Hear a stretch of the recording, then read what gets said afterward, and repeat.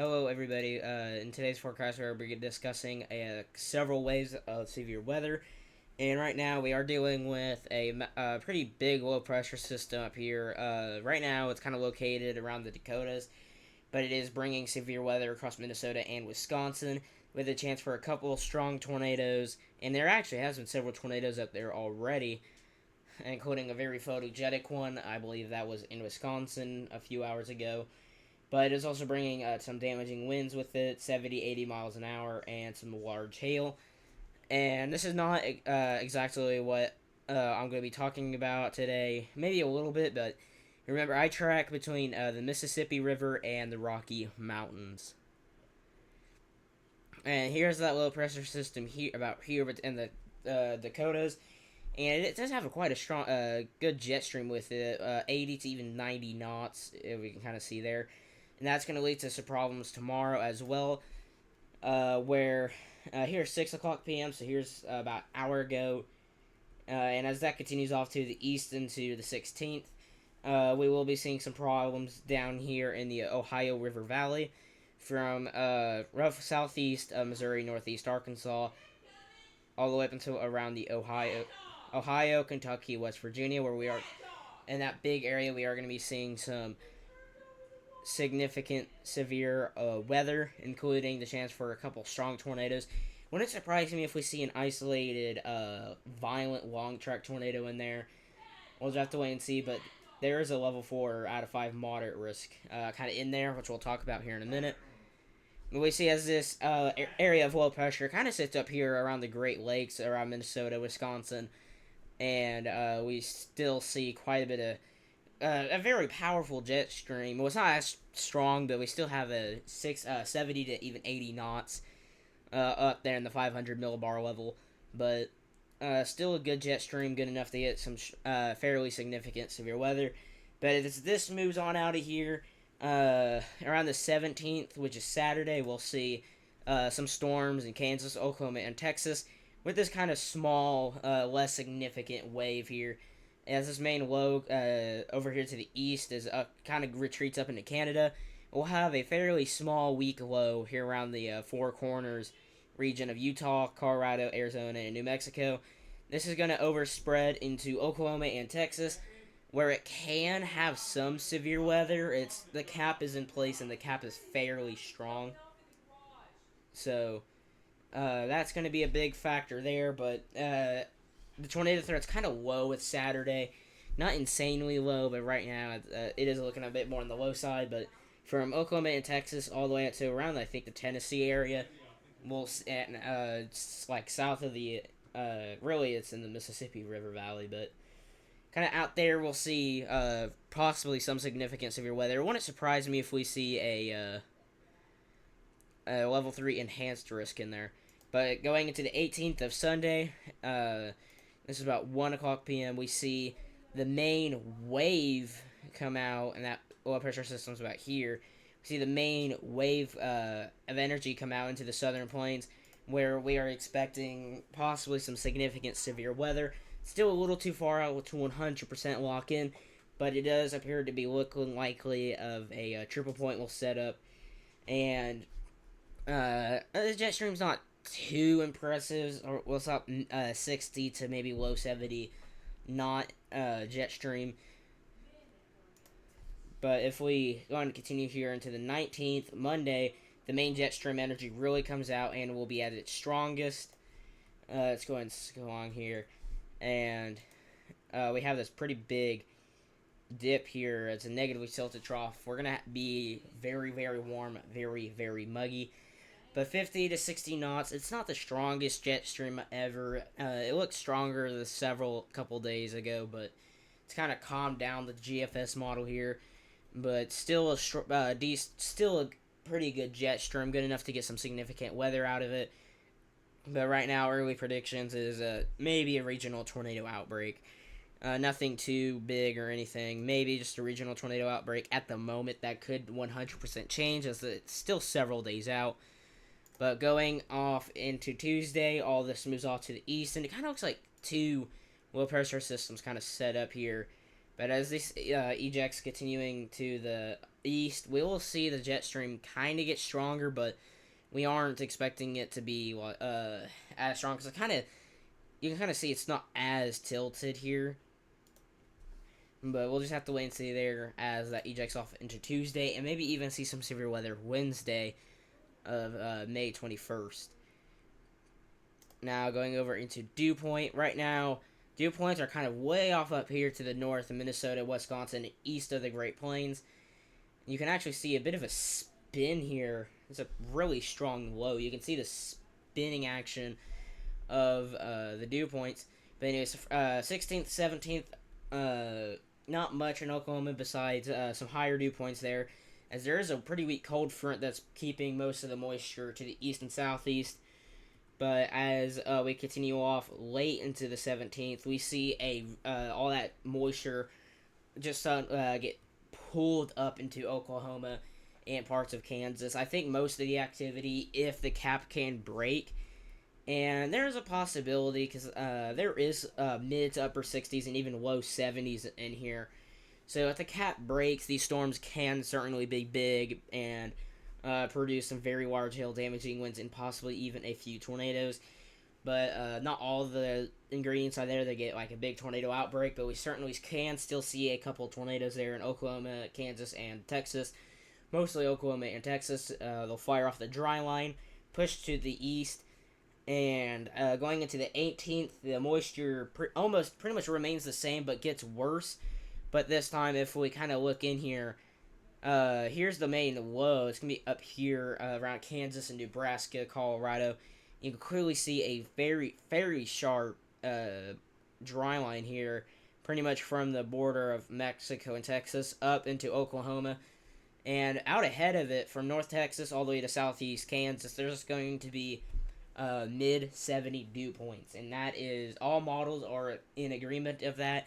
It's going to be like, I think, mid 80s over mid 70s. So it's going to be a very, very muggy, very, very warm in Kansas, Oklahoma, and Texas. And that is a lot of fuel for storms as well. So this is Sunday. But I think the highest chance for any very significant severe weather will be Monday, where we do see the dry line set back up here in western Oklahoma and eventually press eastward throughout the day. Here we go. Here's about 1 o'clock. We see the dry line set up a little bit to the west there, west of I-35. And it'll start kind of firing off storms from there and track east. The highest threat for the most significant severe weather is likely going to be Monday, and that's because that's when the main jet stream comes on out. Let's go ahead and go down to severe weather here. Let's go and look at the most unstable CAPE, which is convective available potential energy. How much energy will be out of the atmosphere. And up here in Wisconsin and Minnesota area, there's 3,000 to 4,000 joules per kilogram up there right now, which is just absolutely insane. And as we continue off throughout the night, there will continue to be some pretty strong jet stream energy out there to the east. And going into the 17th, or 16th and 17th on Friday, here we see 4,000 joules per kilogram, which is just insane. From southern Illinois throughout southern Indiana and a good chunk of Kentucky. And down to the south and southwest, we do see more instability, and it's going to be very, very unstable still, even in southeast Oklahoma and northeast Texas. There may be just a tad bit of area down there that has 4,000 joules per kilogram, which is still insane. So that's going to be a lot of energy for storms to take in, a lot of fuel. But going into the 17th of Saturday, we see the CAPE values come back up here in Oklahoma and Texas, particularly Oklahoma. The GFS model is pulling up 4,600, almost 4,700 joules per kilogram, which is very, very unstable. So if any storms could break through the cap on Saturday, May 17th, they're going to be big, powerful, and certainly could even drop some like baseballs in that kind of CAPE. Going into the 18th, though, we see a brief area of very little CAPE, but as that moisture continues to kind of stay in place, look at that. Sunday on the 18th, maybe a couple areas of 5,000 joules per kilogram. And here's that dry line right here in western Oklahoma again. We could be seeing some Cape values up to 5,000 joules per kilogram in Oklahoma. Look at this, the highest Cape values are in Oklahoma. So if any storms go up, big bad storms, they will be in Oklahoma from the looks of it. And going off into the 19th, we see the dry line set back up there in western, more like central Oklahoma. But I think we'll see a little less moisture, perhaps, here on the 19th. A little less Cape values here. So it might be closer to Sunday. We'll see some more significant severe weather, perhaps. But right now, Monday still very unstable. Big enough to get some very big hail sizes, damaging winds, and even maybe strong tornadoes. Maybe. And here's the storm relative helicity. And right now we do see the action up here in Minnesota and Wisconsin. But going off into Friday, this all should kind of scoot off to the east. And you kind of see the spin of the low pressure system here as well. But yeah, going off into the 16th. And we'll see some storms fire off there in Missouri and beyond. But as we continue off here, I need to turn off my notifications. As we go off here into the 17th, we'll see some more action kind of pop up here in Oklahoma, Kansas, Texas. And that should shift off to the south and east eventually. And boom, here is the 18th at around 6 o'clock in the evening. We can still see that dry line here right there, but and look at that, that's some storm. This is 06Z. Let's go and continue on a little bit here. And yeah, we'll still see what that on the 20th. We still see a pretty big area here for storms. But going off into the 20th, everything should shift off to the east, and maybe even Wednesday closer to the Atlantic coast. We could definitely see some more energy out there. Let's go ahead and go over to the HRRR model here real quick, because I do want to go off to the Missouri area, technically the Ohio Valley, but I am going to do a brief breakdown here around the Mississippi River. Let's go ahead and actually let's stay with severe weather down here. Activity. And right now, nothing much. Just a couple showers. Some of in Arkansas and southeast Oklahoma. Arkansas in particular, some of these storms will be strong to even severe at times. And right here, overnight, you could see possibly a storm going up there near Chicago, Illinois, up there. That might need to be watched closely overnight. But there will be some breakout overnight with these storms kind of unzipping down the cold front a little bit. But eventually those will weaken and dissipate off to the east. But here is what we are going to be watching. It's for this cluster of storms forming on the Arklatex region there in Oklahoma, Arkansas, and Texas and Louisiana. And up here, pretty much on the border of Arkansas, Missouri, and Tennessee, that's going to be a weaker storm. But as these storms in Arkansas go up into southeast Missouri, they will be strong, they will be severe, and possibly even tornadic. As they cross the Mississippi, you can kind of see here, actually, because this is in the most damaging wind area. You can kind of see it have a bit of a bow shape here, and that is going to be very, very inducive for damaging winds. And as this continues off to the east, that should eventually fizzle out. And here is the 17th, where we'll have another big cluster go up here. And behind it, around on Saturday, Friday, and I'm going to go back here. Yeah, Friday early morning. Okay, yeah, I was right. But going off into Friday afternoon and evening hours, we see a new cluster of storms form up here. It looks like they might start in northeast Oklahoma, but as they continue off to the east, they will get progressively strong, progressively severe, and the new line of storms will kind of develop behind it from northeast Texas through Arkansas, Missouri, and even Illinois. And as those kind of spread out and shift east, they should eventually weaken late or early morning on Saturday. And from the Virginia all the way down to Alabama and Mississippi, it is looking like that line of storms will significantly weaken. And even here in the southeast, there might actually be a continuation of a few severe storms.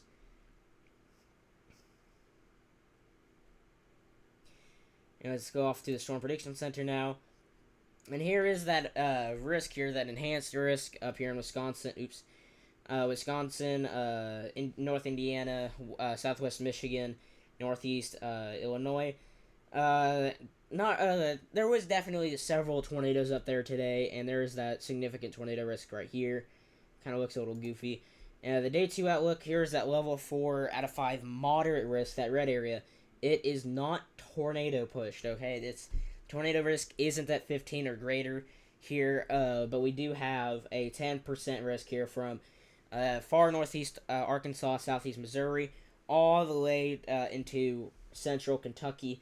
And in there, that's where that cluster of supercells in the afternoon will be, and even maybe early morning.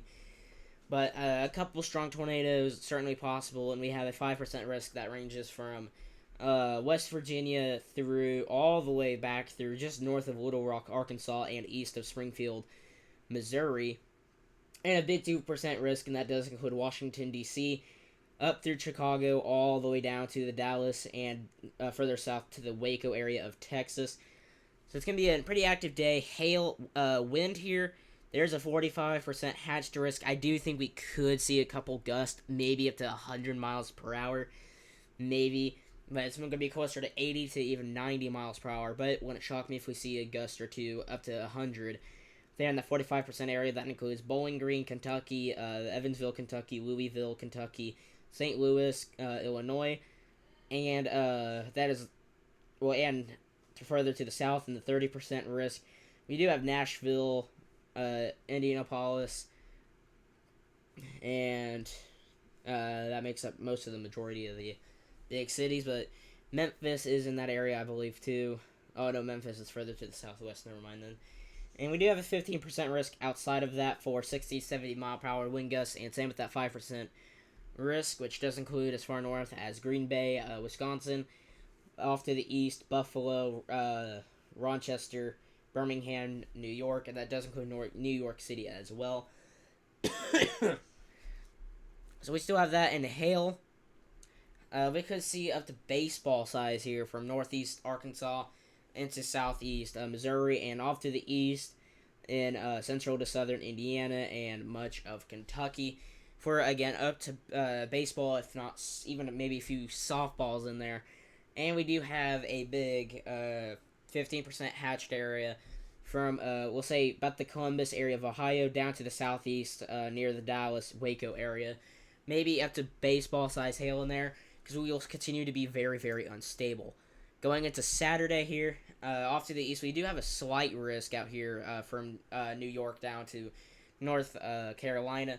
But what I'm concerned about is this area from central Arkansas through eastern Oklahoma down to central Texas, where we do have a significant hatched risk here in that area. And that is just east of Oklahoma City, but the dry line will set up further to the west. And it wouldn't surprise me if this hatched area increases to the west off that dry line, if probability does increase for severe storms. And it wouldn't surprise me if we see a strong tornado or two out of any of these storms that go because of how unstable we are, and it's still in a very sheared environment. Going into Sunday here, we have this pretty big 15% risk here from pretty much I-35 to the northwest near McCook, Nebraska, Colby, Kansas, Garden City, Kansas, Woodrow, Kansas, down into western Oklahoma, and definitely looks like Kansas and Oklahoma are going to get hit pretty hard Sunday. Again, we will be very, very unstable. And obviously going into, Monday, we have this 15% risk here from the Red River Valley up north to the border of Iowa, Missouri, Nebraska, and Kansas.